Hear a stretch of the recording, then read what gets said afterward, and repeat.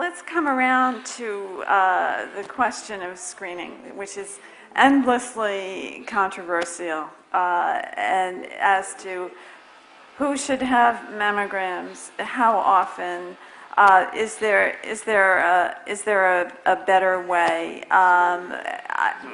We just had a piece in the Times yesterday that was prompted by an analysis that by Gilbert Welch, who is a strong advocate of not screening much or less screening.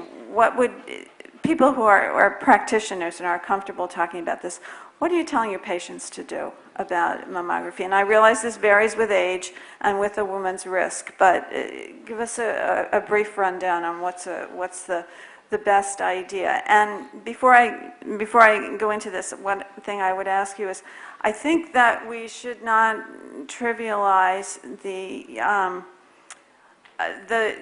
mental and emotional anxiety that goes with being called back, with having a biopsy, and that should be factored in as well. So let me try and take this on. I think that a lot of the controversy, I think, comes from expecting more from mammography than it can deliver. And I think that mammography is one of the tools that we can use to help reduce the chance of dying of breast cancer, but it is just one. And it has some value, but it is by no means a perfect test, and it is not the panacea, and it's not the answer. And mammography also comes with some risks and harms.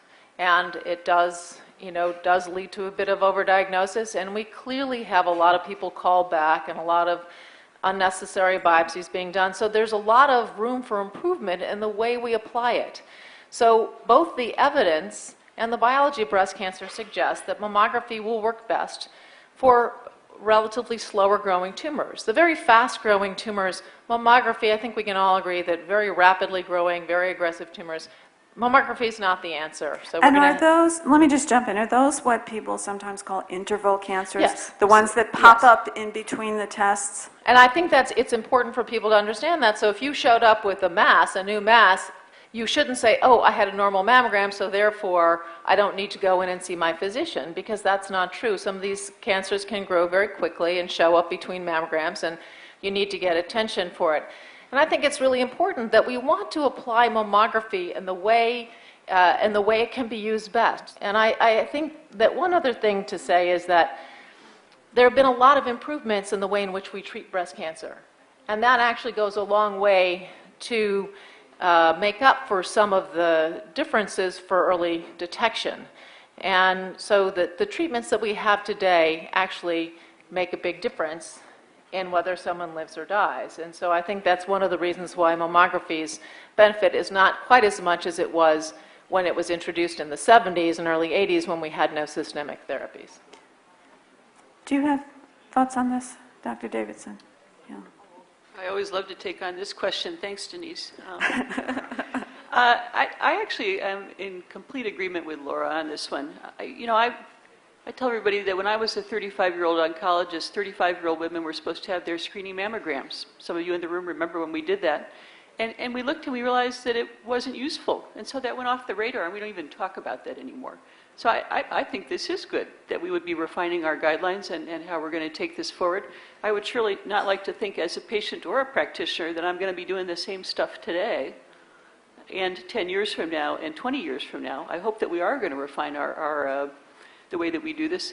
I personally believe that the major focus should be what you said, Laura, which is that, if we want to do the most for our population at large, we should be focusing on those women 50 to 75 who are at the highest risk for getting breast cancer, and where the evidence is clear that they get the most benefit. For other women, I'm a big believer in choice. I like the fact that we have information and we can now allow patients and doctors to have a discussion about what's best for that particular patient, taking into account her risks, her desires, what she's worried about. And so this to me is very exciting. And the last thing I would put on the table is that, at the same time, we've been busy refining our recommendations for Pap smears. Perhaps many of you have followed this. You know that the gynecologists have been able to really ratchet back the frequency with which we need Pap smears. And I, for one, am embracing that as well. I think that's great. And so I hope that we'll have the same sort of excitement about the progress in both of these fields as we think about how best to fine-tune them to optimize outcomes and to minimize the side effects. I think Dr. that Sledge wanted to say something, Okay. then let's come back. Yeah, so I just add that, guidelines are for average women. I don't know how many women in the audience consider themselves average, okay?